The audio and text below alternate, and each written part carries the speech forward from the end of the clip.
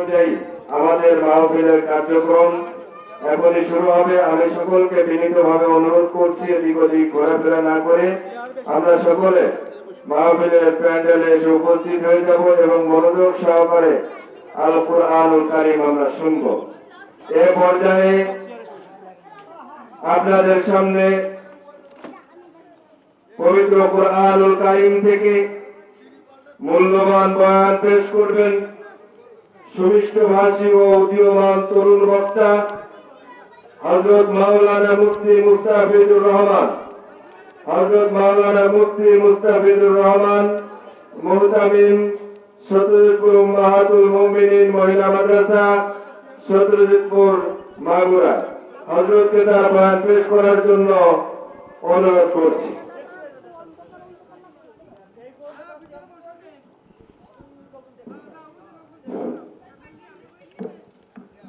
السلام عليكم ورحمة الله وبركاته. الحمد لله نحمده ونستعينه ونستغفره ونعوذ بالله من شرور أنفسنا من يهده الله فلا مضل له ومن يضلله فلا هادي له ونشهد أن لا إله إلا الله ونشهد أن محمدا عبده ورسوله أرسله بالحق بشيرا ونذيرا وداعيا إلى الله بإذنه وسراجا وقمرا منيرا. أما بعد فأعوذ بالله من الشيطان الرجيم. بسم الله الرحمن الرحيم. قال الله تعالى في كلامه المجيد: وأما من خاف مقام ربه ونهى النفس عن الهوى فإن الجنة هي المأوى. صدق الله مولانا العظيم. وقال النبي صلى الله عليه وسلم: حجبت النار بالشهوات وحجبت الجنة بالمكاره، أو كما قال عليه الصلاة والسلام. وقال الشاعر: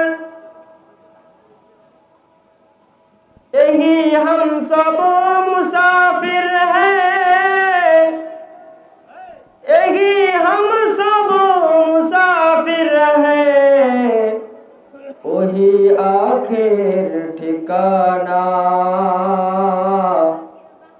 कोई आगे रवाना है, कोई पीछे रवाना। आने की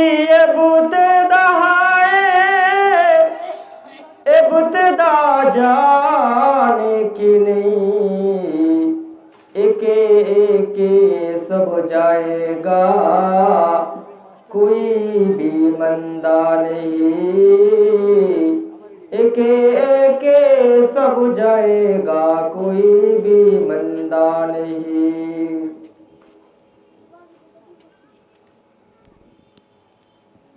আমাদের প্রভু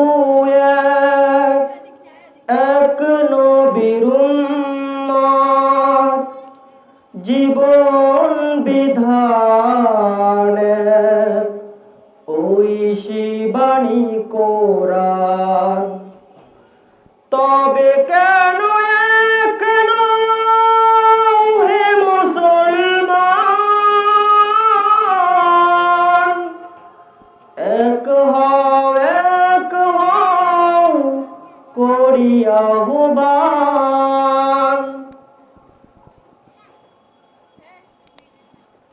সত্যজিৎপুর দক্ষিণ পূর্ব বিশ্বাসপাড়া জামে মসজিদের উদ্যোগে আয়োজিত নবম বার্ষিক বিরাট ইসানে সওয়াব ও তাফসিরুল কুরআন মাহফিল। আজকের এই মাহফিলের প্রধান বক্তা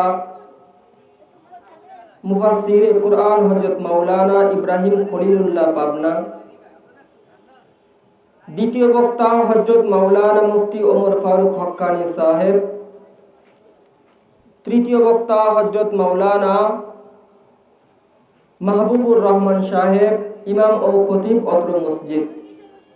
আজকের মাহফিলের সম্মানিত সভাপতি হযরত মাওলানা কাজী এনামুল হক সাহেব। সকলকে জানাই আমার অন্তরের অন্তঃস্থল থেকে অসংখ্য অভিনন্দন। আজকে যাদের অক্লান্ত পরিশ্রমে এই মাহফিল অনুষ্ঠিত হচ্ছে, আল্লাহ রাব্বুল আলামিন এই মাহফিলকে এই এলাকাবাসীর, এই এলাকার জমিনের নিচে যত মাইয়াত সামান্য পরিমাণ ঈমান নিয়ে শায়িত আছে, আল্লাহ রাব্বুল আলামিন এই মাহফিলকে ওসিলা করে সকলের কবরকে জান্নাতের বাগান বানিয়ে দিক। সকলে বলি আমিন।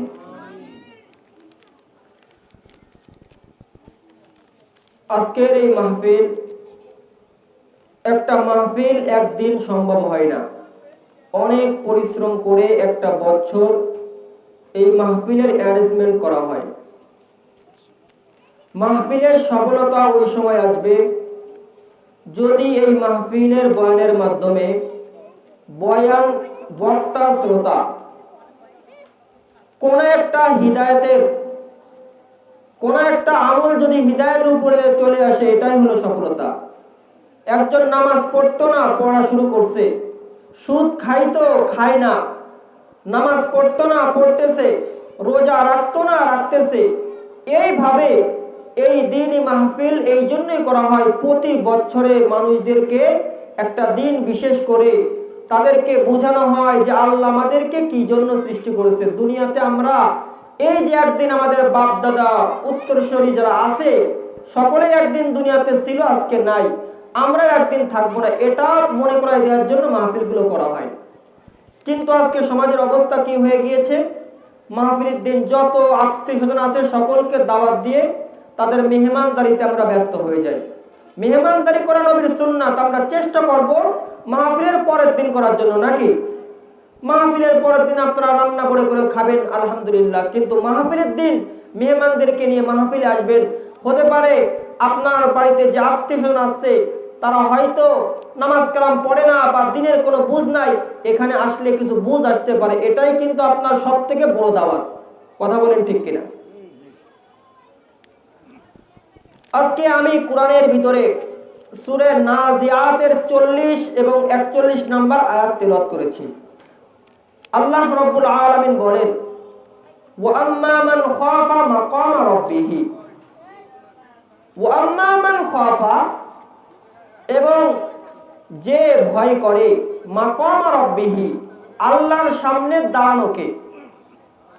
এই দুনিয়াতে যে যে অবস্থায় থাকুক না কেন, একদিন আল্লাহর সামনে দাঁড়ানো লাগবে কি লাগবে না? সকলকে কিন্তু লাগবে। আজকের এই মাহফিলটা হতে পারে পরকালে আমার নাজাতের কারণ হতে পারে। হতে পারে কি পারে না?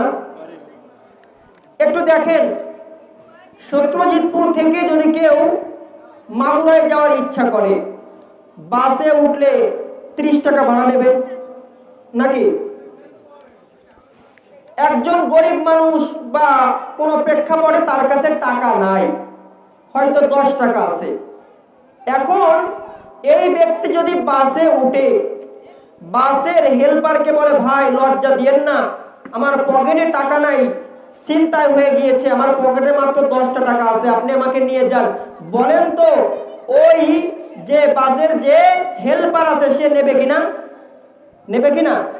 নিয়ে যাবে। লজ্জা দেবে না, কারণ সে বুঝছে যে তার কাছে চিন্তায় হোক বা বিভিন্ন প্রেক্ষাপটে টাকা নাই। নেবে কিনা? সে যদি দয়া দেখায়া 30 টাকার ভাড়া 10 টাকার কারণে যদি মাগুরা পর্যন্ত নিতে পারে, আমরা যদি আল্লাহর মোহাব্বতে দুনিয়ার সমস্ত কাজ ফেলে দিয়ে আজকে এই মাহফিলে বসতে পারি, আল্লাহ কি শুধুমাত্র এই মাহফিলের জন্য জান্নাত দিতে পারে কিনা? এই জন্য আল্লাহ কিন্তু ওসিলা খুঁজবে।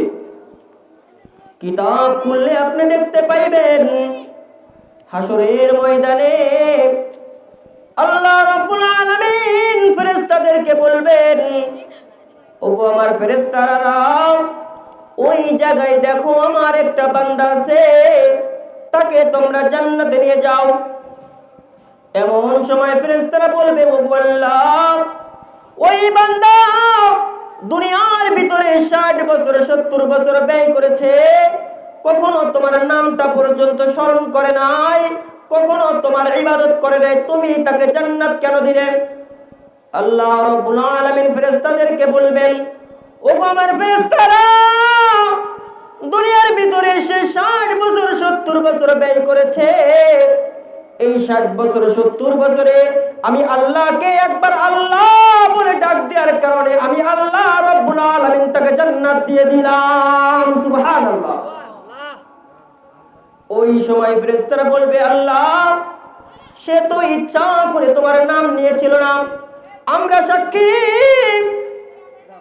পিছলার দিনে হেঁটে হেঁটে রাস্তা দিয়ে যাচ্ছিল, হঠাৎ করে পা পিছলাকে পড়ে গিয়েছিল, ওই সময় সে আল্লাহ বলে ডাক দিয়েছে। সমাজের ভিতরে এমন লোক আছে কি নাই? অনেক সময় বিপদে পড়ছে, আল্লাহ গো বলে কি বলে না? আল্লাহ সে তো ইচ্ছা করে বলে নাই, অনিচ্ছায় আমি আল্লাহকে আল্লাহ বলে ডাক দিয়েছে। আল্লাহ রাব্বুল আলামিন বলেন, ও আমার ফেরেশতারা, সে যখন পিছলাকে পড়ে যাইতে গিয়েছিল, ওই সময় তো লাত মূর্তির নাম ধরে ডাকতে পারতো, মায়ের কথা বলে ডাকতে পারতো, বাপের কথা বলে ডাকতে পারতো। যেহেতু মায়ের কথা বলে ডাক দেয় নাই, বাপের কথা বলে ডাক দেয় নাই, মূর্তির কোনো কথা বলে ডাক দেয় নাই, নাম তো নিয়েছে আমি আল্লাহর, এই জন্য আমি আল্লাহ তাকে একবার আল্লাহ বলার কারণে জান্নাত দিয়ে দিলাম। সুবহানাল্লাহ। এই জন্য আল্লাহ ওসিলা খুঁজবে। এই জন্য আমরা দুনিয়ার কাজ ফেলে আমরা মাহফিলের এখানে চলে আসি। প্রতিদিন মাহফিল হবে না, হতে পারে আজকের মাহফিলে আসার কারণে আমার জীবনটা পরিবর্তন হতে পারে, হতে পারে কি পারে না?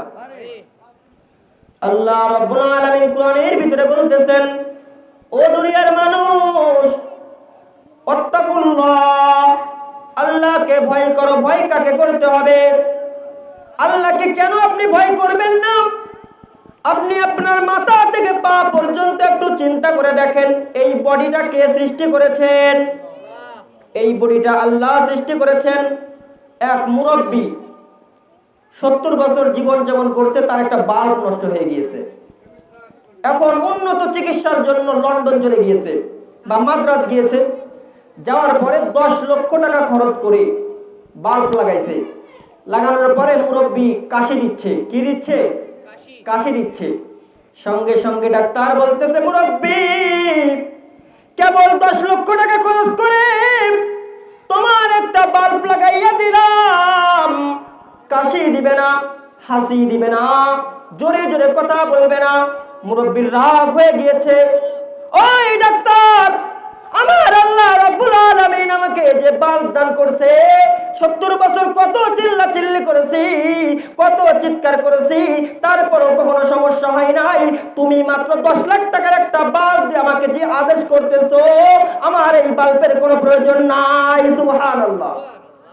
আপনি আল্লাহর সৃষ্টি নিয়ে চিন্তা করেন, আপনার মাথা থেকে পা পর্যন্ত প্রতিটা সৃষ্টি নিয়ে চিন্তা করলেই দেখবেন আল্লাহ রাব্বুল আলামিনের রহমতের বাইরে আপনি সামান্য পরিমাণ থাকতে পারবেন না। আপনি যখন আপনার মায়ের গর্ভে ছিলেন, বান্দারে, আল্লাহ বলেন, ও বান্দা, তুই যখন তোর মায়ের গর্ভে ছিলি, 10 মাস 10 দিন ছিলি, যখন তুই দুনিয়াতে আসবি, তোর মা চিৎকার করে কান্না করছে, পেটের ভিতরে তুই আঘাত করছিস। প্রথম দিনের ব্যথা তোর মা লজ্জায় কাউকে বলতে পারে নাই। দ্বিতীয় দিন তুই আবার কষ্ট দিয়েছিস। দ্বিতীয় দিন তোর মা জিহ্বা কামড়িয়ে সহ্য করেছে। তৃতীয় দিন তুই আবার আঘাত করেছিস, তোর মা বেহুশ হয়ে গিয়েছে। এলাকার ভিতরে যে সমস্ত মহিলারা আছে, শাশুড়ি বলে, আমার বিটার বউয়ের কি হয়েছে, কেন বেহুশ হয়ে গেল? সমস্ত মহিলারা বলতেছে, তোমার বিটার বউ সন্তান প্রসব করবে, এই জন্য কষ্টের কারণে বেহুশ হয়ে গিয়েছে। যখন এমন একটা অবস্থা হয়ে গিয়েছে, একটা পর্যায়ে যখন স্ত্রী বেহুশ হয়ে গিয়েছে, যাওয়ার পরে স্বামীকে ডাক দিয়ে বলে, স্বামী গো, আমি হয়তো দুনিয়ার ভিতরে থাকবো না, বাচ্চা গর্ভে রাখা কি পরিমাণ কষ্টের কাজ, আমি যদি জানতাম বাচ্চা কখনো গর্ভে ধারণ করতাম না। ও মহিলারা, তোমরা আমাকে 20 টাকার বিষ কিনে দাও, আমি বিষ খেয়ে মারা যাই, তারপরও বাচ্চা প্রসব করার কষ্ট সহ্য করতে পারবো না। কথা বলেন ঠিক কিনা? অনেক সময় বলে, আমার কাছে কালচি এনে দাও, দা এনে দাও, আমি জীবনকে বিসর্জন দিয়ে দিই, কিন্তু বাচ্চা প্রসব করার কষ্ট আমি সহ্য করতে পারি না। আল্লাহ রাব্বুল আলামিন বলেন, ও আমার বান্দি, এই বাচ্চা তোকে আঘাত করে, প্রতিটা আঘাত করার সঙ্গে সঙ্গে তুই যখন আমি আল্লাহকে আল্লাহ বলে ডাক দিস, আমি আল্লাহ রাব্বুল আলামিন প্রতিটা আল্লাহ ডাকের সঙ্গে সঙ্গে একটা কবুল হজের নেকি দিয়ে দিস। সুবহানাল্লাহ। আল্লাহ বলে, বান্দারে, ও আমার বান্দা, এই বাচ্চা নিয়ে যদি কষ্ট করে তুই 2 রাকাত নামাজ পড়তে পারিস, আমি আল্লাহ রাব্বুল আলামিন তোকে 80 রাকাত নামাজের নেকি দিয়ে দেব। সুবহানাল্লাহ। আল্লাহ বলে, বান্দারে, অনেক সময় দেখা যায় মা বাচ্চা প্রসব করতে গিয়ে মারা যায় কি যায় না?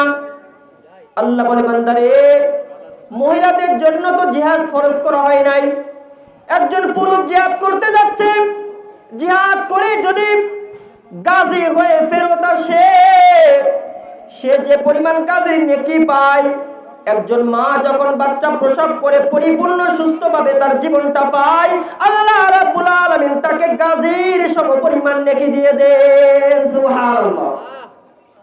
আল্লাহ বলে, বান্দারে, যদি এই বাচ্চা প্রসব করতে গিয়ে কোনো মা মারা যায়, একজন শহীদ আল্লাহ রাস্তায় জীবন দিলে যে পরিমাণ নেকি আল্লাহ দান করেন, একটা মা যখন বাচ্চা প্রসব করতে গিয়ে মারা যায়, আল্লাহ রাব্বুল আলামিন তাকে শহীদের সমপরিমাণ নেকি দিয়ে দেন। সুবহানাল্লাহ। এরপরও বাচ্চা গর্ভে মহিলারা নেয় কি নেয় না? আল্লাহ বলে, বান্দারে, তোকে আনার জন্য তোর মায়ের ভিতরে মহব্বত তৈরি করে দিলাম যে তোকে গর্ভধারণ করতে হবে, এত কষ্ট সহ্য করে। তোর মায়ের ভিতরে এই মহব্বতটা কে দিয়েছেন? আল্লাহ দিয়েছেন। কে দিয়েছেন? এই জন্য আল্লাহকে মহব্বত করার দরকার আছে কি নাই? এই বাচ্চাটা যখন দুনিয়ার জমিনে আসে, বাচ্চাটা ওয়াও ওয়াও করে কান্না করে, কি করে না?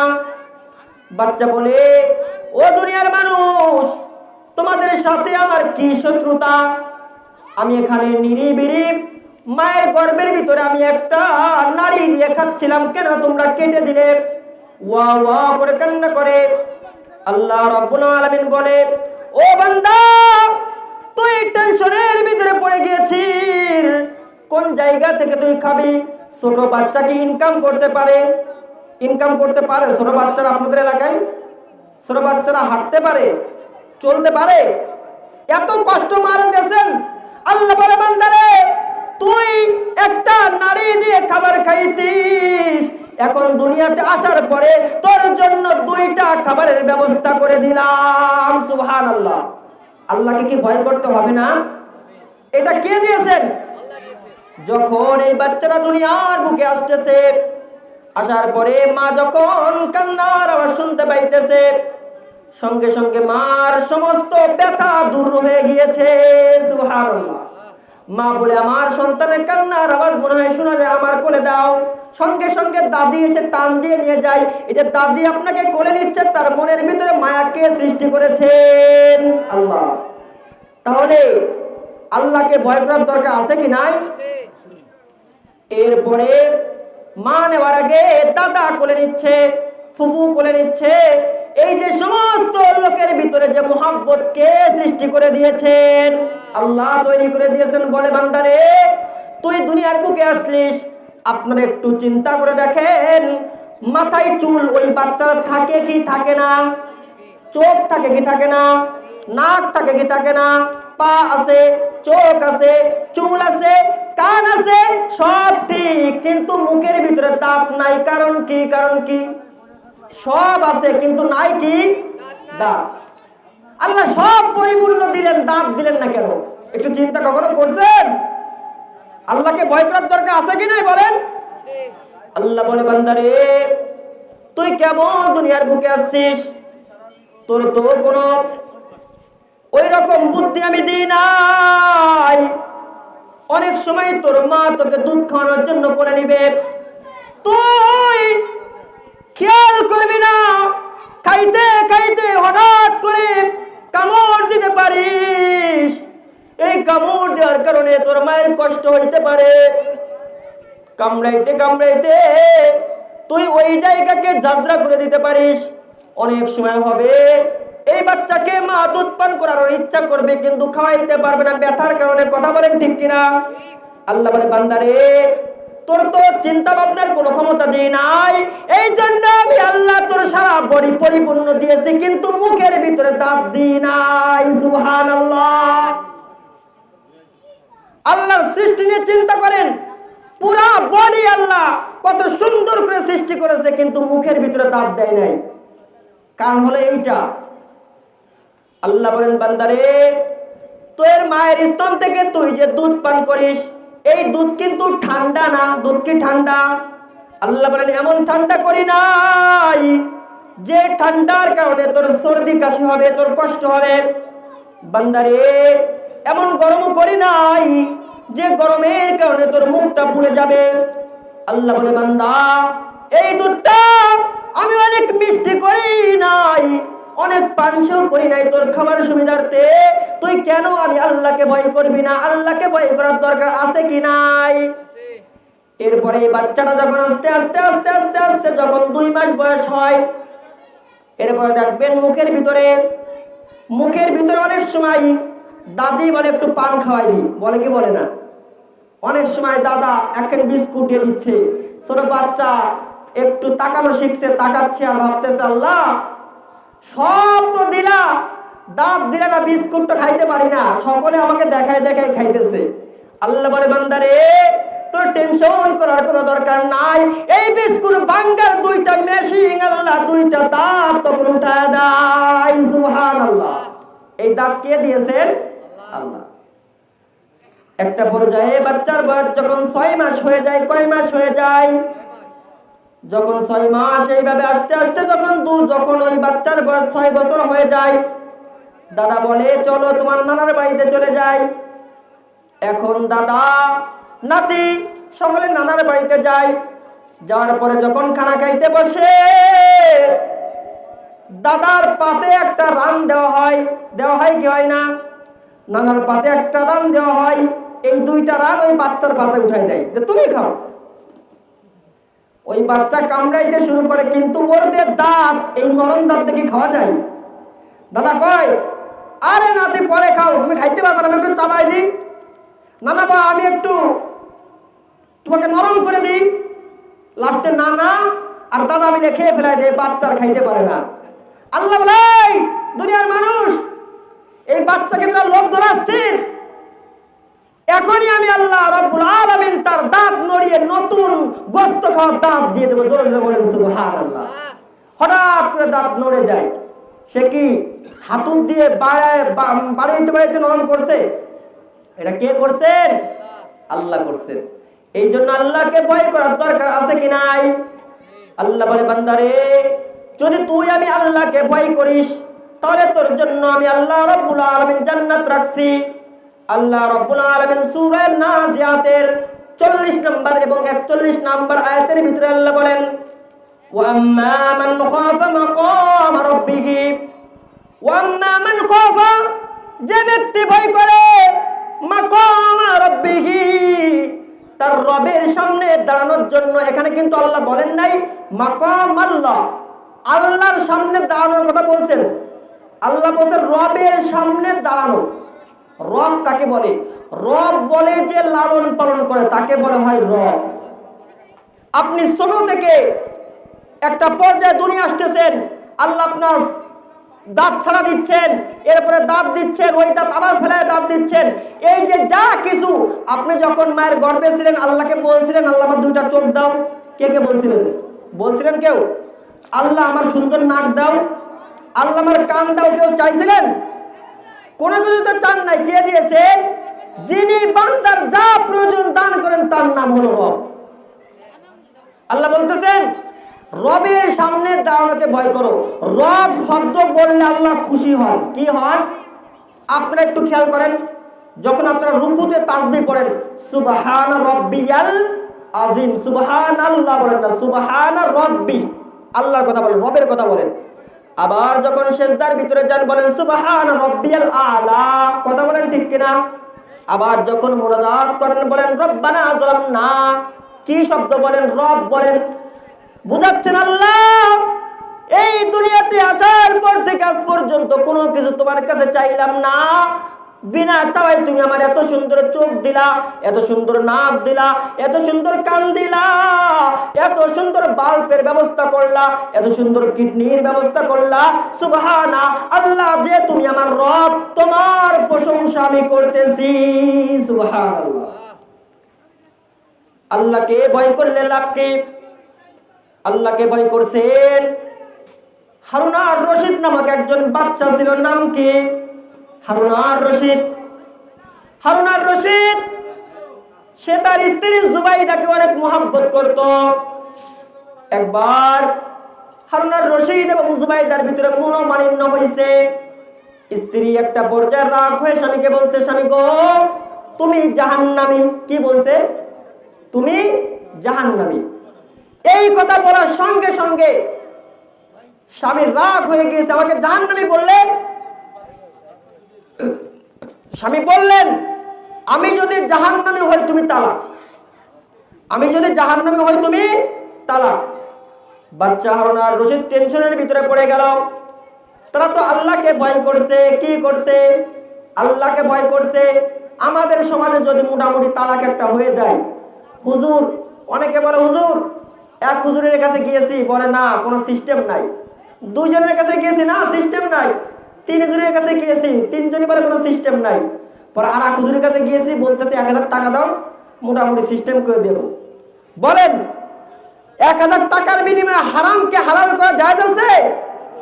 এই জন্য আজকে সমাজের ভিতরে এই অবস্থা। যা বলতেছিলাম, বাচ্চা টেনশনের ভিতরে পড়ে গিয়েছে। এখন ওই জামানার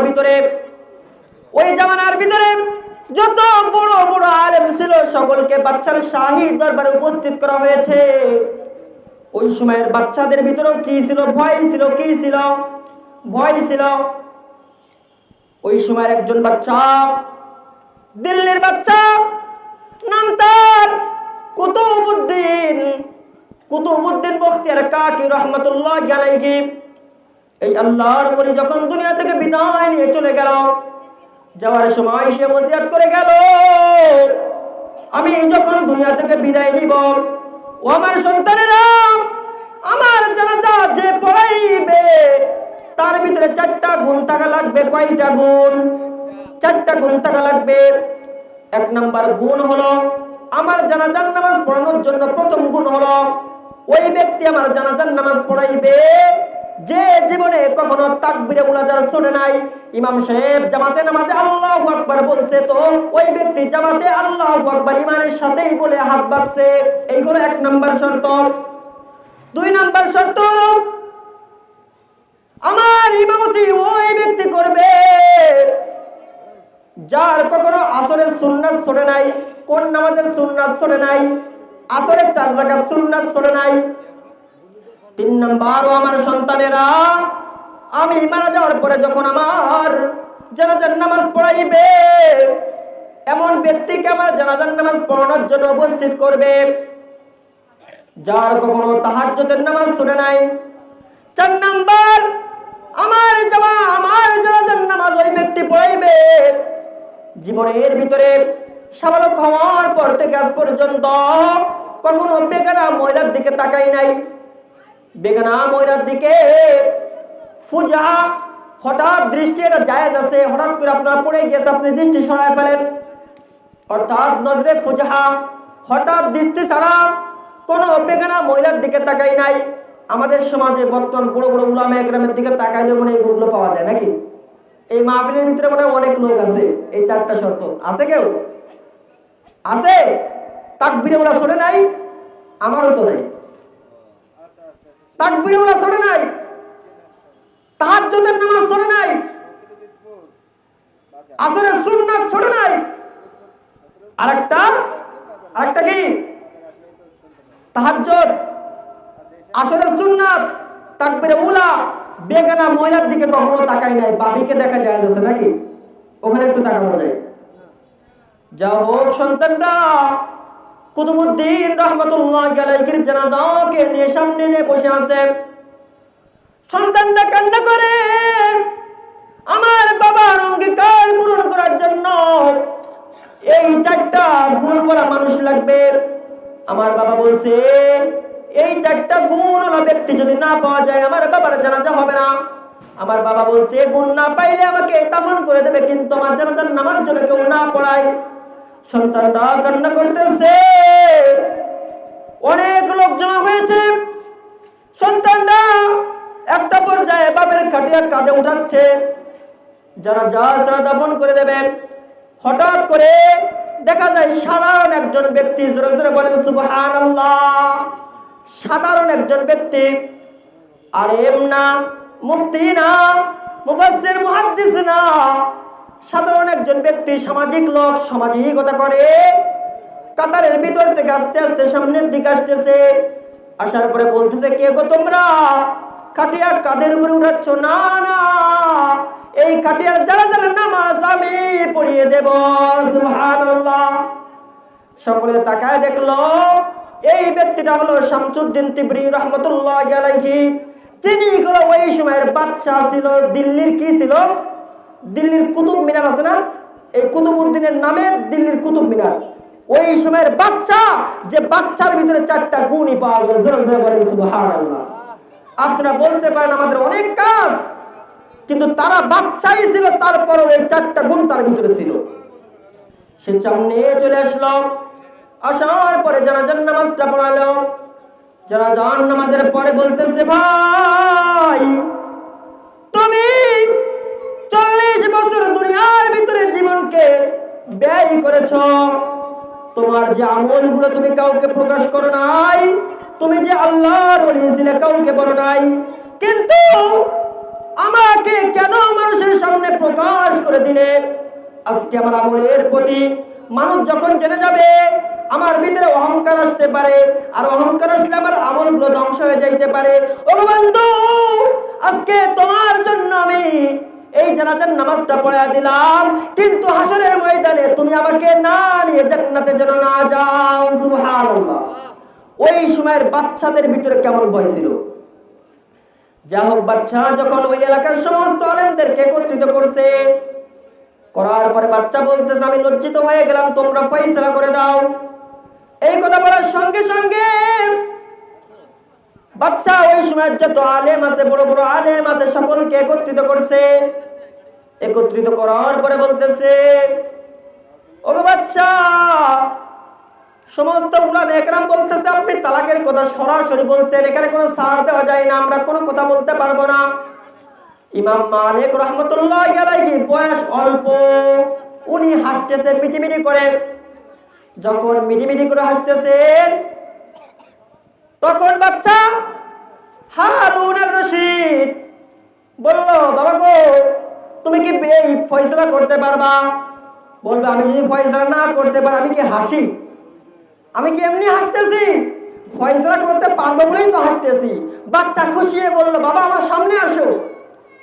বাচ্চা সিংহাসনের উপরে বসে আছে। ইমাম মালিক রহমতুল্লাহি আলাইহি আস্তে আস্তে সামনের দিকে আসলো। আসার পরে হারুন আর রশিদ বলতেছে, বাবা ফয়সালা করো, তুমি কি কোনো রাস্তা বের করতে পারবে? আমি তো রাগের বশীভূত হয়ে বলে ফেলছি, আমি তো আমার স্ত্রীকে অনেক মহব্বত করি। তখন ইমাম মালিক রহমতুল্লাহি আলাইহি বলতেছেন, ওগো বাচ্চা, আপনি হলো দোষী, আপনার ফয়সালা করতে হবে। আপনি কি? আপনি হলেন দোষী। আর আমি হলো বিচারক, আর বিচারক দাঁড়িয়ে থাকবে আর দোষী চেয়ারে বসে থাকবে, এই ধরনের বিচার আমি মানি না। জোরে জোরে বলেন সুবহানাল্লাহ। এলাকার লোকের আশ্চর্য যে হুজুর কড়া হুজুর নাকি, বলে না হুজুর শুধু কড়া কথা বলে। তো হুজুর যখন বাচ্চাকে সাইজ করছে, ওই সময় বাচ্চাদের ভিতরে তাকওয়া ছিল।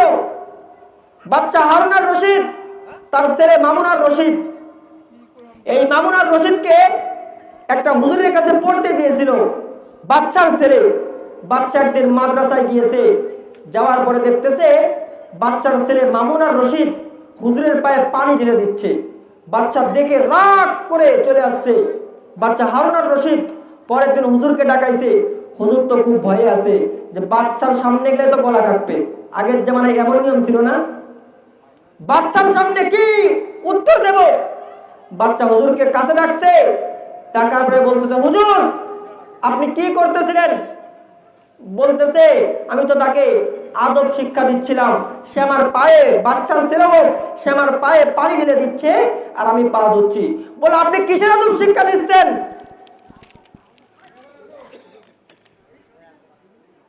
আপনি কিসের আদব শিক্ষা দিচ্ছেন? আদবই তো হয় নাই। আদব কি এটা যে আপনি আমার ছেলে পায়ে পানি ঢেলে দেবে? আদব তো এটা যে পানিও ঢেলে দেবে, আপনার পা ডলে ডলে ধুয়ে দেবে। জোরে জোরে বলেন সুবহানাল্লাহ। তারা কেমন আল্লাহকে ভয় করছে, বাচ্চাই প্রকাশ করে নাই, তারা বুঝছে মৃত্যুর পরে কবরে যাওয়া লাগবে। কথা বলেন ঠিক কিনা? বাচ্চা সঙ্গে সঙ্গে তার সিংহাসন থেকে নেমে বলল, বাবা তুমি এই সিংহাসনের উপরে উঠে বিচার করো। সমস্ত উলামায়ে কেরাম আশ্চর্য, তালাক হয়ে যাচ্ছে। এই ছোট ছেলে ইমাম মালিক, চারজন বড় বড় ইমাম আছে, ইমাম শাফি, ইমাম আহমদ, ইমাম মালিক, ইমাম আবু হানিফা, ইমাম কয়জন? চারজন বড় বড় ইমাম আছে। তার ভিতরে একজন ইমাম, সে ফয়সালা করবে। এমন কি ফয়সালা আমরা কেউ পারতেছি না। একটা পর্যায়ে ইমাম মালিক রাহমাতুল্লাহি আলাইহি বলেন, তোমরা কি কোরআনের ওই আয়াতটা পড়ো নাই? আল্লাহ রাব্বুল আলামিন সূরা নাজিয়াতের 40 নম্বর আয়াতের ভিতরে বলেন এবং 41 নম্বর আয়াতের ভিতরে বলেন, ওয়াম্মা মান খাফা মাকাম রাব্বিহি, যে ব্যক্তি আল্লাহর সামনে দাঁড়ানোকে ভয় করে, ওয়াম্মা মান খাফা মাকাম রাব্বিহি ওয়া নাহান নাফসা আনিল হাওয়া, এবং তার নফসকে গুনাহ থেকে আল্লাহর ভয়ে বাঁচায়। কার ভয়ে? আপনারা যে এখানে বসে আছেন কার ভয়ে? আল্লাহর ভয়ে। ফজরের সময় ইমাম সাহেবের মসজিদের মাইক থেকে মুয়াজ্জিন আজান দিচ্ছে। আপনি ইচ্ছা করলে ঘুমাইতে পারেন, কিন্তু আপনি মনে করলেন না না, আমি যদি ঘুমিয়ে থাকি আল্লাহর কাছে আমি কি জবাব দেব? আপনি আল্লাহর ভয়ে ঘুম থেকে উঠে চলে আসলেন। কার ভয়ে? আপনি ইচ্ছা করলে সুদ খাইতে পারেন, না না, আমি এখানে সুদ খাইতে পারি না, আমি সুদ খাইব না। আপনি একজন বিচারক, আপনি মাতব্বর, আপনি মেম্বার, আপনি চেয়ারম্যান, আপনি ইচ্ছা করলে ঘুষ খায়া আপনি ভুল বিচার করতে পারেন, কিন্তু আল্লাহর ভয়ে আপনি বিচারটা করলেন না। বাচ্চা বলে আমি এইরকম আল্লাহর ভয়ে অনেক কাজ করেছি। ইমাম মালিক রাহমাতুল্লাহি আলাইহি বলতেছেন, যদি তুমি আল্লাহর ভয়ে এই জাতীয় কাজ করে থাকো, আল্লাহ বলতেছেন মান খাফা মাকাম রাব্বিহি ওয়া নাহান নাফসা আনিল হাওয়া ফাইন্নাল জান্নাতা হিয়াল মাওয়া, যদি তুমি আল্লাহর ভয়ে কোনো কাজ করে থাকো, আল্লাহ বলে ফাইন্নাল জান্নাতা হিয়াল মাওয়া, তার আশ্রয়স্থল হয়ে যাবে জান্নাত। সুবহানাল্লাহ। আল্লাহর ভয়ে যেহেতু অনেক কাজ করছো, এই জন্য তুমি জাহান্নামী না, আর তোমার স্ত্রীও তালাক হয় নাই। সুবহানাল্লাহ। আল্লাহর ভয়ে যেহেতু অনেক কাজ করছো, এই জন্য আল্লাহর ভয়ে এই কাজগুলো করার জন্য তোমার স্ত্রীও, তুমি জাহান্নামী হও নাই, তোমার স্ত্রীও কি হয় নাই? তালাক হয় নাই। খলিফাতুল মুসলিমিন হযরত ওমর রাদিয়াল্লাহু আনহু, তিনি আল্লাহকে কেমন ভয় করেছেন। ওমর রাদিয়াল্লাহু আনহু একবার রাস্তা দিয়ে যাচ্ছেন, হঠাৎ করে একটা ঘরের পাশে তিনি একটা আওয়াজ শুনতে পাইলেন। ঘরের ভিতর থেকে একটা মা তার সন্তানকে, মেয়েকে বলতেছে, ওগো আমার মেয়ে, আজকে আমরা যে গাভীর বা উটের দুধ দোহন করেছি, এই দুধটা সীমিত হয়েছে, আমরা যদি এর ভিতরে একটু পানি মিশিয়ে দিই তাহলে দুধটা বেশি হবে। অনেকে আবার হিলা করে, হিলা বোঝেন, কৌশল অবলম্বন করে। কিভাবে? কয় আমরা দুধের ভিতরে পানি মিশাই না, একটা পাত্রের ভিতরে কিছুটা পানি রাখছে। কি রাখছে?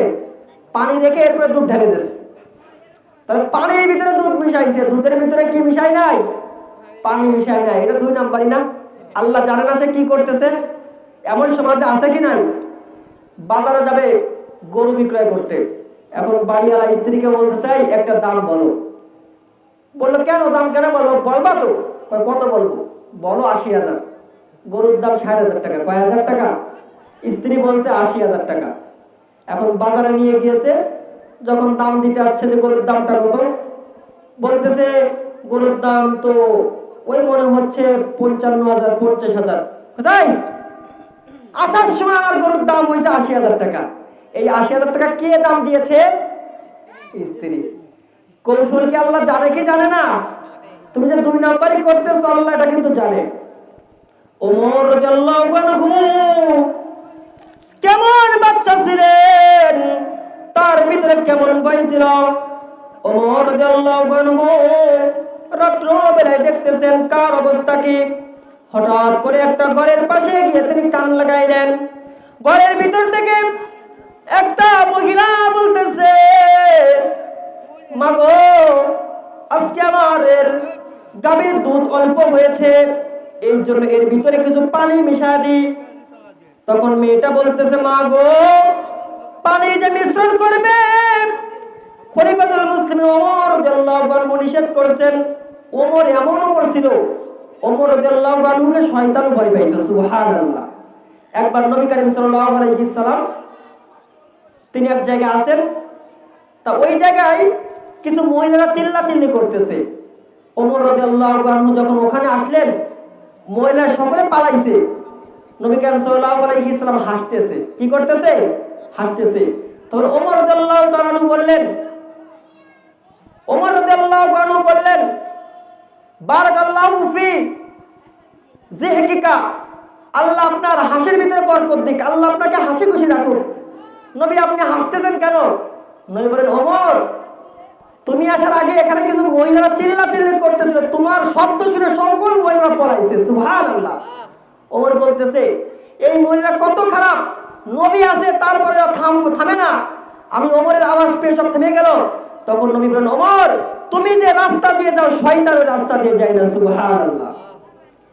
ওমর রাদিয়াল্লাহু আনহু একবার রাস্তা দিয়ে যাচ্ছেন, এক ব্যক্তি মদ খেয়েছে। মদ খাওয়ার পর আরেক বোতল মদ সে তার যে রুমাল আছে রুমালের ভিতরে পেঁচায় নিয়ে যাচ্ছে। হঠাৎ করে দেখা হয়েছে ওমরের সাথে। কার সাথে? ওমরের সাথে। ওমর রাদিয়াল্লাহু তাআলা সেরকম বিচারক ছিলেন, কাউকে ছাড় দিতেন না। তার ছেলে আবু শাহমা মদ পান করেছিল 50টা, অর্থাৎ তাকে আঘাত করা হয়েছিল। 50টা আঘাত করছে। 50টা আঘাত করার সঙ্গে সঙ্গে তার ছেলে আবু শাহমা মারা গিয়েছে। ওমর রাদিয়াল্লাহু আনহুর স্ত্রী কান্না করতেছে, ওমরের হৃদয়টা কেমন। ওমর তাকে কবরের ভিতরে দাফন করার পরে আরো 30টা তার কবরের উপর আঘাত করে বলতেছে, আল্লাহ তুমি কি কিয়ামতের দিন আমাকে এই জন্য ধরো না যে আমি ওমর আমার সন্তানের জন্য আমি বিচার 2 নাম্বার করছি। বলেন সুবহানাল্লাহ। তো ওমর এমন বিচারক ছিলেন। তো ওই লোক তো ভয় পাইতেছে যে ওমর মোটামুটি ধরছে আজকে, এই ভিতরে কি আছে। এখন সে চোখটা বন্ধ করে আকাশের দিকে তাকিয়ে আছে, বলতেছে, মাওলা ওমর নিজের ছেলেকে পর্যন্ত ছাড় দেয় না। যেখানে বাঘের ভয় সেখানে রাত পয়, আজকে ওমরের সামনে ধরা পড়ে গেলাম। ও আল্লাহ আজকে যদি তুমি আমাকে মাফ করে দাও, আজকে যদি তুমি আমাকে বাঁচাইয়া দাও ওমরের হাত থেকে, আমি এই গুনাহগার কখনো মদ পান করব না। ওই লোকটা চক্ষু বন্ধ করে আছে। হঠাৎ করে ওমর রাদিয়াল্লাহু আনহু তিনি ওমর জিজ্ঞাসা করলেন, বলো তোমার হাতে কি? সে ভয়ে ভয়ে বলতেছে, আমার হাতের ভিতরে যে বোতল আছে বোতলের ভিতরে দুধ আছে। কি আছে? ওমর রাদিয়াল্লাহু আনহু দেখলেন সে চক্ষু বন্ধ করে রাখছে। ওমর বললেন, ঠিক আছে তুমি চলে যাও। সে আশ্চর্য, কিরে ওমর আমাকে চলে যাইতে বললো কেন? ওমর কি আমাকে মদ দেখেও কি ছেড়ে দিয়েছে? চক্ষু খোলার সঙ্গে সঙ্গে দেখে তার মদের বোতল দুধে পরিবর্তন হয়ে গিয়েছে। সুবহানাল্লাহ। তাহলে আল্লাহ কি মনের খবর জানে কি জানে না? ওই লোক যে তওবা করছে, মুখ দিয়ে কি তওবা করছে? মুখ দিয়ে বললে তো ধরা পড়ে যেত, আল্লাহ আমার বোতলে মদ আছে দুধ করে দাও, এটা বললে ও শুনতো না। তওবাটা করছে কি দিয়ে? আল্লাহ মনের খবর জানেন কি জানেন না? আল্লাহ মনের খবর জানেন। ওমর রাদিয়াল্লাহু আনহু যখন কান লাগায় শুনতে পাইলেন মেয়েটা বলতেছে, আম্মা জান, খলিফাতুল মুসলিমিন ওমর রাদিয়াল্লাহু আনহু বলছে দুধের ভিতরে পানি মিশ্রণ করা যাবে না। মা বলতেছে, ওমর কি শুনতেছে নাকি? বাস্তবে ওমর কিন্তু শুনতেছে নাকি? ওমর শুনতেছে কি শুনতেছে না? ওমর রাদিয়াল্লাহু আনহু তিনি শুনতেছেন কি বলে। এমন সময় মা বলতেছে, ওমর কোন জায়গা থেকে শুনবে? দুধের ভিতরে কিছুটা পানি মিশ্রণ করে দাও। তখন ওই মেয়েটা বলতেছে, আম্মা জান, ওমর যদিও না দেখে, ওমর যদিও না শোনে, আমাদের একজন সৃষ্টিকারী আল্লাহ আছে, সে আল্লাহ শোনেন বা দেখেন কিনা? আল্লাহ কি দেখেন? আল্লাহ দেখেন কি দেখেন না? আল্লাহ কিন্তু সব কেউ দেখেন। একটুক যদি আমাদের ভিতরে আমরা আনতে পারি যে আল্লাহ সব দেখেন, আপনি সুদ খাইতে পারবেন না, ঘুষ খাইতে পারবেন না, আপনি বেপরদায় চলতে পারবেন না, আপনি কারোর উপরে জুলুম করতে পারবেন না, এই বিষয়টা আপনার ভিতরে ঢুকাইতে হবে যে আপনার বিষয় কে জানেন? আল্লাহ জানেন।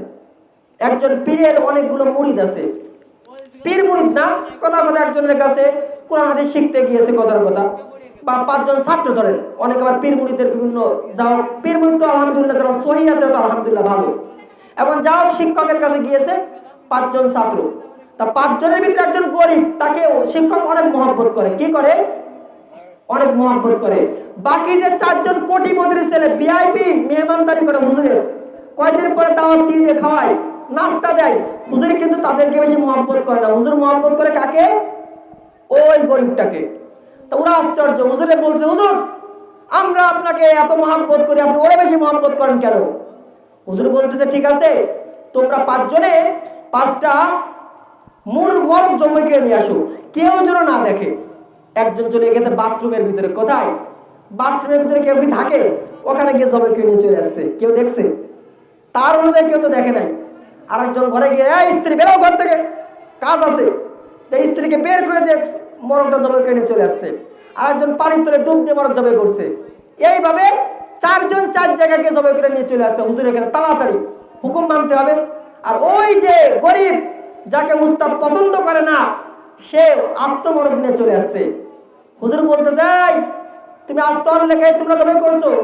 একজন বলছে, হুজুর আপনার হুকুম আমি মানছি, আমি বাথরুমের ভিতরে যে জবাই করছি, কেউ দেখে নাই। অনেকে বাথরুমে গিয়ে আবার বিড়িও খায় নাকি? একজন বলতে, হুজুর বউরে ঘর থেকে বের করে দিছি, ঘরের ভিতরে কেউ ছিল না, জবাই করছি। আর একজন বলে, হুজুর লাইট বন্ধ করে দিয়ে জবাই করছি। আর একজন বলে, হুজুর পানির ভিতরে ডুব দিয়ে জবাই করছি, কেউ দেখে নাই। আর ওই যে দরিদ্র গরিব, যাকে হুজুর মহব্বত করে, তাকে জিজ্ঞাসা করছে, এই তুমি কি করছো? বলে, হুজুর আমি যখন বাথরুমের ভিতরে গেলাম, জবাই করার ইচ্ছা করলাম, তখন দেখলাম যদিও কেউ না দেখে, কে দেখতেছে? আল্লাহ দেখতেছে। আমি যখন ঘরের ভিতরে গেলাম, জবাই করার ইচ্ছা করলাম, দেখলাম আমার আল্লাহ তো আমার দিকে তাকিয়ে আছে। আমি যখন পানির নিচে ডুব দেওয়ার ইচ্ছা করলাম, তখন ভাবলাম আমার আল্লাহ আমাকে দেখতেছে। এই আল্লাহ যেহেতু দেখতেছে, আল্লাহর নজরের বাইরে আমি যাইতে পারতেছি না, এই জন্য আমি জবাই করতে পারি না। সুবহানাল্লাহ। হুজুর সঙ্গে সঙ্গে খুশি হয়ে বলল, দেখো তাকে আমি কেন এত মহব্বত করি, তার ভিতরে আল্লাহর ভয় চলে আসছে। আজকে থেকে আমি এই ছাত্রকে আমার খিলাফত দিয়ে দিলাম। সুবহানাল্লাহ। এই জন্য আল্লাহর ভয় যদি ভিতরে ঢুকাইতে পারেন, সব কিছু করতে ভালো লাগবে। আপনার ফজর আজান হয়ে যাবে, আপনার ভিতরে যদি ভয় থাকে, আল্লাহ আমি যদি নামাজে না যাই, আল্লাহর কাছে কি উত্তর দেব? এমনি আপনার মসজিদ আসা লাগবে। কথা বলেন ঠিক কিনা? আপনি সুদ খাইতে যাবেন, আল্লাহ আমাকে 60 বছর পরে তো কবরে যাওয়া লাগবে, কি উত্তর দেবো? আপনি সুদ খাইতে পারবেন না। কথা বলেন ঠিক কিনা? আল্লাহর ভয় যদি ভিতরে ঢুকাইতে পারেন, কোনো প্রকার অন্যায় আপনার দ্বারা হবে না। কথা বলেন ঠিক কিনা? এই জন্য কার ভয় ঢুকাইতে হবে? আল্লাহর ভয় ঢুকাইতে হবে। আল্লাহর ভয় যদি আপনার ভিতরে আসে, তাহলে কোনো অন্যায় আপনি করতে পারবেন না। যা বলতেছিলাম, হযরত ওমর রাদিয়াল্লাহু আনহু তিনি কথাটা শুনে তিনি চলে গেলেন তার সিংহাসনে। যখন ওমর রাদিয়াল্লাহু আনহু চলে গেলেন, সকালবেলায় তিনি 2 জন প্রশাসন পাঠাইলেন। কয়জন? 2 জন প্রশাসন দিয়ে বললেন, ওই মহিলাকে আর তার মেয়েকে ডেকে আনো। 2 জনকে যখন প্রশাসন এসে বলছে, খলিফাতুল মুসলিম ওমর আপনাকে ডাকতেছে, ওমরকে ভয় করে কি করে না? ওমর রাদিয়াল্লাহু তাআলাকে কিন্তু পশু পাখি ভয় করত। একবার এক মহিলা বলে, আমি গিয়েছি সমুদ্রের পাশে, হঠাৎ করে দেখলাম যে বাঘ ছাগলের উপরে আক্রমণ করছে। আমি বুঝতে পাইলাম যে খলিফাতুল মুসলিমিন ওমর আর দুনিয়ার ভিতরে নাই। ওই এলাকার লোকেরা বলল, তুমি বুঝলে কিভাবে? তখন ওই মহিলা বলল, আমি যখন এই ঘাটে আসতাম অনেক সময় দেখতাম এই ঘাট থেকে ছাগল এবং বাঘ একসাথে পানি খেয়েছে, কখনো আক্রমণ করার সাহস পাই নাই। আজকে যখন আক্রমণ করেছে আমি বুঝলাম দুনিয়ার ভিতরে খলিফাতুল মুসলিমিন ওমর আর নাই। এই জন্য যখন সুশাসন জমিনের ভিতরে বাস্তবায়িত হয় তখন আল্লাহ জমিনের উপর রহমত নাজিল করে, আর যখন অন্যায় অবিচার এগুলো আস্তে আস্তে জমিনের ভিতরে আসে আল্লাহ রাব্বুল আলামিন তার নিয়ামতকে উঠায় নেয়। কথা বলেন ঠিক কিনা? আজকে বিভিন্ন খাবারের ভিতরে স্বাদ নাই, আছে। ইলিশ মাছ রান্না করলে কয়েক এলাকা দিয়ে গ্রাম ছড়াইতো, এখন কিন্তু সেই স্বাদ আর নাই। কেন? দুনিয়ার ভিতরে অবিচার শুরু হয়ে গিয়েছে। এই কারণে ওমর রাদিয়াল্লাহু আনহু যখন ওই দুইজনকে ডেকে পাঠাইলেন, তাদের ভিতরে ভয় আছে কি নাই? প্রশাসন দিয়ে পাঠিয়েছে। দুইজনে তওবা পড়তে পড়তে যাচ্ছে ওমরের দরবারে। ওমর রাদিয়াল্লাহু আনহু আস্তে করে সিংহাসন থেকে দাঁড়াইলেন। দাঁড়ানোর পরে বলতেছেন, ওগো দুধওয়ালি মহিলা, তুমি আমার বিয়ান হবে। সুবহানাল্লাহ। আশ্চর্য হয়ে গেল, আমার বিয়ান কারণ কি? তখন খলিফাতুল মুসলিমিন ওমর রাদিয়াল্লাহু আনহু কাহিনী বললেন, গতকালকে আমি যাইতেছিলাম রাস্তা দিয়ে, হঠাৎ করে তোমাদের ঘরের পাশে কান লাগাইলাম। তুমি বললে আজকে দুধ কম হয়েছে, দুধের ভিতরে পানি মিশ্রণ করতে। তোমার মেয়ে বলল, না না, ওমর দেখবে।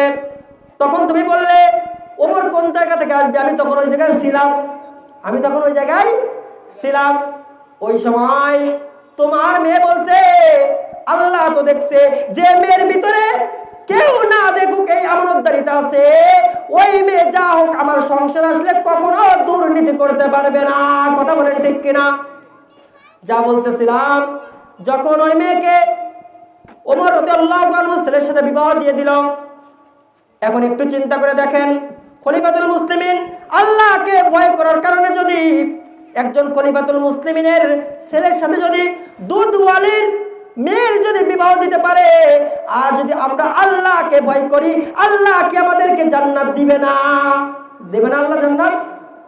খলিফাতুল মুসলিমিন যদি আল্লাহকে ভয় করার জন্য দুধওয়ালির মেয়েকে বিবাহ দিতে পারে, আমরা যদি আল্লাহকে ভয় করি, আল্লাহ বলেন, বান্দা তুই মৃত্যুবরণ করতে দেরি হবে, আমি এই দুনিয়ার মতো 10 দুনিয়ার জান্নাত তোকে দিতে দেরি করব না। জোরে জোরে বলি সুবহানাল্লাহ। এই জন্য কার ভয় ভিতরে ঢুকাইতে হবে? আল্লাহর ভয়। আল্লাহর ভয় যদি আপনি আপনার ভিতরে ঢুকাইতে পারেন, প্রতিটা সেক্টরে দেখবেন আল্লাহ রাব্বুল আলামিন আপনার জন্য রহমতের দরজা খুলে দেবে। দুনিয়াতে আপনি শান্তি থাকবেন। আল্লাহ রাব্বুল আলামিন কোরআনের ভিতরে বলতেছেন, ইয়া আইয়ুহান নাসু ইন্না খলাকনাকুম মিন যাকারি ওয়া উনসা ওয়া জাআলনাকুম শুউবান ওয়া ক্বাবাইলা লিতাআরাফু। আল্লাহ রাব্বুল আলামিন সূরা হুজরাত 13 নম্বর আয়াতের ভিতরে বলেন, ইয়া আইয়ুহান নাস, ও মানুষেরা, ইন্না খলাকনাকুম, নিশ্চয় আমি তোমাদেরকে সৃষ্টি করেছি, মিন যাকারি ওয়া উনসা, একজন পুরুষ এবং একজন মহিলা, আদম এবং হাওয়া থেকে। দুনিয়ার যত মানুষ, আমাদের আদি পিতাকে আদম আলাইহিস সালাম, আদি মাতাকে হাওয়া আলাইহিস সালাম। আল্লাহ বলেন, ওয়াজআলনাকুম শুউবান ওয়া ক্বাবাইলা, আমি তোমাদেরকে বিভিন্ন শাখা, বিভিন্ন গোত্রে ভাগ করছি। লিতাআরাফু, পরিচয় পাওয়ার জন্য। শেখ গোষ্ঠী, বিশ্বাস গোষ্ঠী, এই জন্য এই যে গোষ্ঠীগুলো, এগুলো কে দিয়েছেন? আল্লাহ। যদি আপনি নিম্ন কোনো জাতি হয়, তাদেরকে যদি আপনি গালাগালি করেন, যে কথা মুচি মেথর, এতে এরা কি ইচ্ছা করে এই জাতি হয়েছে নাকি আল্লাহ এই জাতির ঘরে জন্ম দিয়েছেন? তাহলে আপনি কাকে নিয়ে কথা বললেন? রিযা বিল কযা মিনাল ঈমান।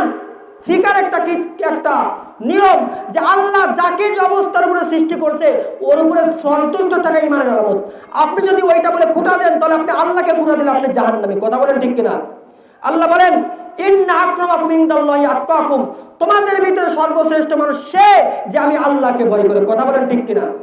আল্লাহ বলেন, গোত্র বিভিন্ন হতে পারে, যে কোনো বংশ হতে পারে, কিন্তু ভয় যদি আমাকে করো, আল্লাহ বলেন ইন্না নিশ্চয় আকরামাকুম তোমাদের ভিতরে সর্বশ্রেষ্ঠ সে ইনদাল্লাহি আল্লাহর কাছে আতকাকুম যে আল্লাহকে ভয় করে। সুবহানাল্লাহ।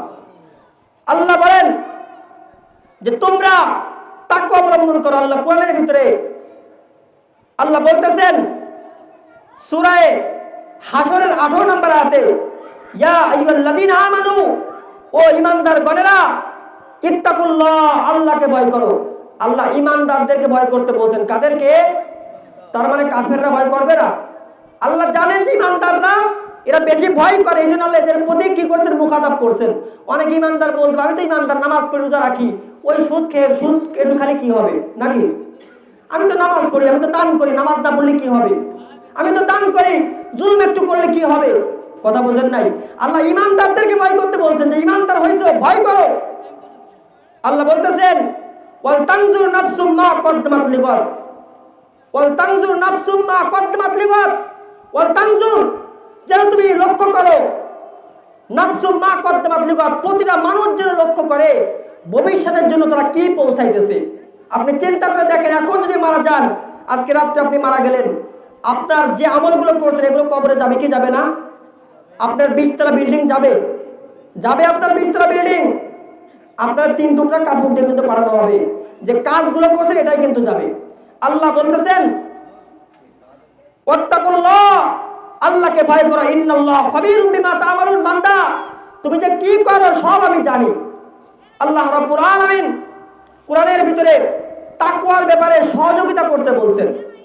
আল্লাহ রাব্বুল আলামিন সূরা মায়েদা 2 নম্বর আয়াতের ভিতরে বলেন, আল্লাহ বলতেছেন মাইয়াত্তাকিল্লাহ, যে আল্লাহ রাব্বুল আলামিনকে ভয় করে, আল্লাহকে ভয় করলে লাভ কি? আল্লাহ বলতেছেন মাইয়াত্তাকিল্লাহ, যে আল্লাহকে ভয় করে, ইয়াজআল লাহু মাখরাজা, আল্লাহ রাব্বুল আলামিন তার জন্য পরিত্রাণের রাস্তা খুলে দেন।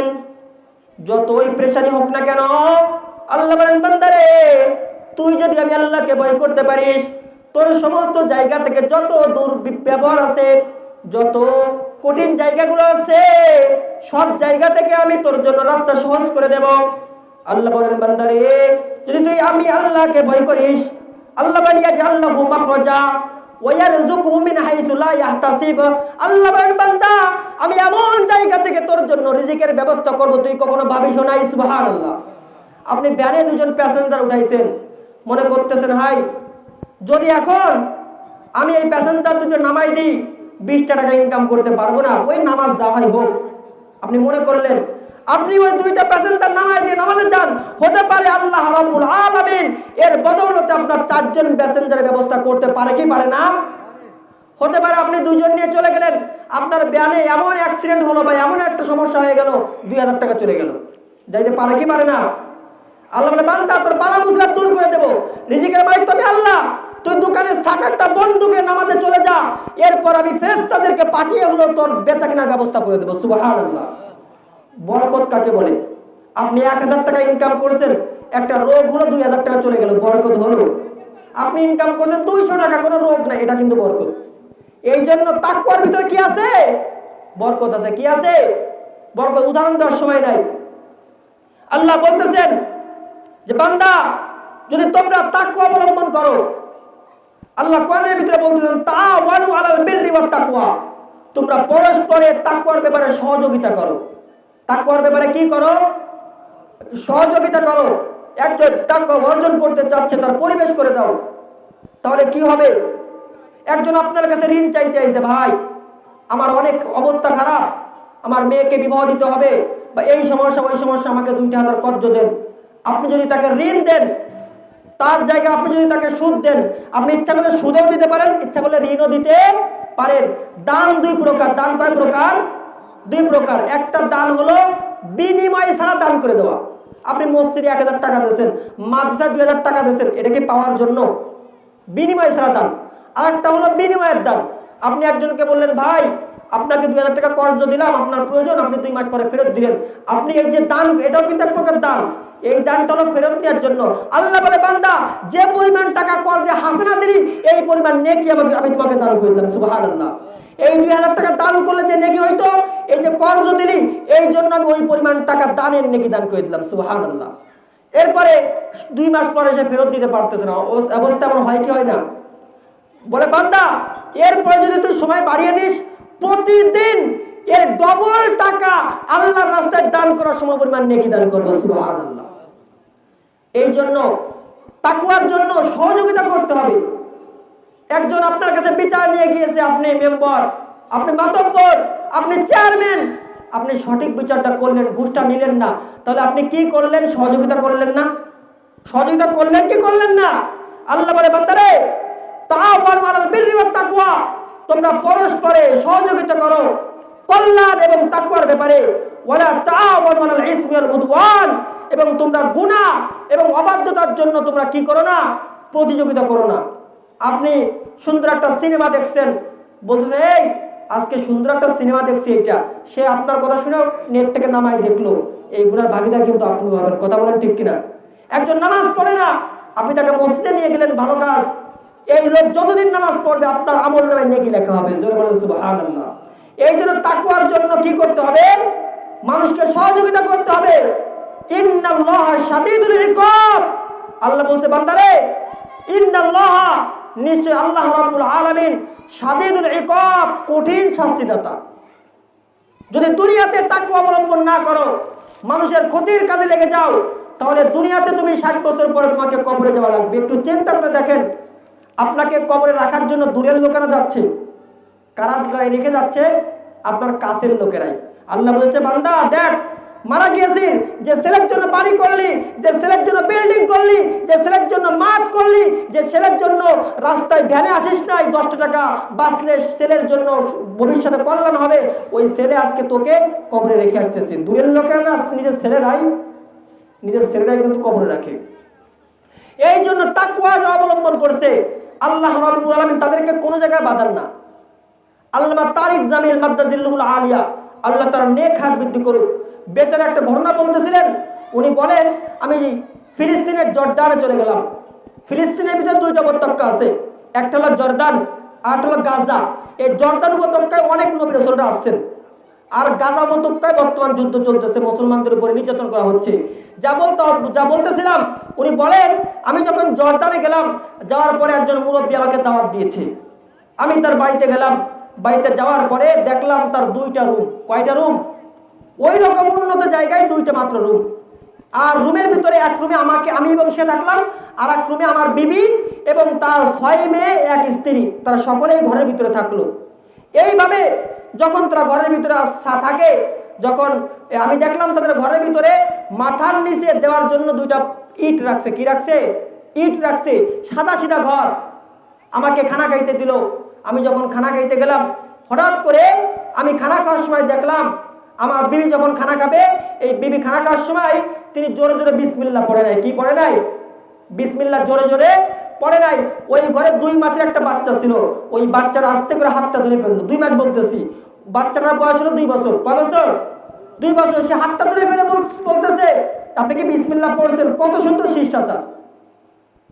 ওই মহিলা বলতেছে, তারিক জামিল সাহেবের স্ত্রী বলতেছে, আমি দেখলাম ওই বাচ্চাটা যখনই দুধ খাওয়ার সময় হয়, তার হাতে করে কালো একটা উন্না নিয়ে মায়ের কাছে দেয়।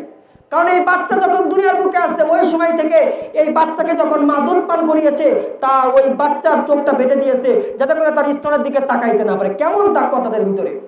তা এইভাবে ওই ছেলে, ওই বাচ্চাটা 1 বছর বয়স, আরেকজনের বয়স 2 বছর, আর বাকি 4 জন বড় হয়ে গিয়েছে। তা যা হোক, ওই বাচ্চাটা দুধ খাওয়ার সময় হইলে পারে ওই কাপড়টা মায়ের কাছে দিয়ে দেয়, মা এই যে তোমার মুখটা, চোখটা, আমার চোখটা বেঁধে দাও, আমি দুধ পান করবো। তা তারিক জামিল সাহেব বলেন যে আমি ওই লোকের সাথে কোথাও ঘুরতে বের হলাম, হঠাৎ করে আমাদের ড্রাইভার অ্যাক্সিডেন্ট করলো, আমার সামনে ওই লোকটা মারা গেল। আমার কান্না চলে আসলো, এই 6টা মেয়ে তার স্ত্রী কোথায় যাবে? আমি কান্না করতেছি।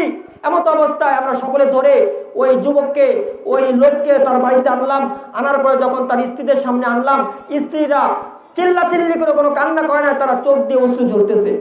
কারণ আল্লাহর হাবিব বলেন, ইন্নাল মাইয়িতা ইউআযাবু বিবুকাইল হাইয়্যি আলাইহি, যদি কোনো মাইয়াতের উপরে বিলাপ করে কান্না করা হয়, আমার বাবা এই ছিল রে, বলে কি বলে না, বিলাপ করে কান্নাকাটি করলে তার কবরে আযাব দেওয়া হয়। এই জন্য বিলাপ করে কান্না করতেছে না, তারা ইন্না লিল্লাহ পড়তেছে যে আল্লাহ সম্পদ আল্লাহ নিয়ে গিয়েছে, আমরাও তো একদিন চলে যাব। দুনিয়া হলো ছায়ার মতো। আপনি যদি এই ছায়াকে ছেড়ে দেন, ছায়া আপনার পাশ আসবে, আবার ছায়া ধরতে গেলে সামনের দিকে যাবে, যায় কি যায় না? এখন যা হোক, আমার স্ত্রী কান্না করতেছে, আমি কান্না করতেছি, আমার স্ত্রী জোরে জোরে কান্না করতেছে, কিন্তু তারা কান্নাকাটি করতেছে না। তারা আল্লাহর এই ফয়সালার উপর রাজি হয়ে গিয়েছে। আমার স্ত্রী যা হোক কিছু টাকা দিলেন, দেওয়ার পরে দ্রুত তার কাফন দাফন করা হলো। রাত্রবেলায় দেখলাম হঠাৎ করে তাহাজ্জুদের সময় সকলে কান্না করতেছে আর দোয়া করতেছে। তা ওই সময় ওই মহিলা দোয়া করতেছে, ছোট বাচ্চাও দোয়া করতেছে, আর মহিলা দোয়া করে বলতেছে, আল্লাহ আমার স্বামীটা দুনিয়া থেকে বিদায় নিয়ে চলে গিয়েছে, আমার এই সন্তানদের সুন্দর বিবাহের ব্যবস্থা করে দাও। দেখুন, আমার এই সন্তানদের সুন্দর বিবাহের কি করে দাও, ব্যবস্থা করে দাও। তার তাকওয়া অর্জন করার জন্য তারিক জামিল সাহেব বলেন, সকালবেলা আমি দেখলাম 3 জন কোটিপতি তার বাড়িতে উপস্থিত। সুবহানাল্লাহ। আসার পরে অনেক টাকা দেনমোহর দিয়ে তার 3টা মেয়েকে বিবাহ করে নিয়ে চলে গেল। এই যে 3টা যুবককে কে পাঠিয়ে দিয়েছে? আল্লাহ। তাদের মনের ভিতরে মহব্বত তৈরি করে দিয়েছে। কার ভয় করার জন্য? আল্লাহর। আমরা যতই টেনশন করি, যতই ভাবি আমি মারা গেলে পারে আমার স্ত্রী কিভাবে চলবে, দুনিয়া চলবে, এই জন্য আল্লাহকে ভয় করেন, এটাই কাজে লাগবে। আল্লাহ আমাদের সকলকে আল্লাহকে ভয় করে জান্নাতি হওয়ার তৌফিক দান করুন। ওয়া আখির দাওয়ানা আনিল হামদুলিল্লাহি রাব্বিল আলামিন।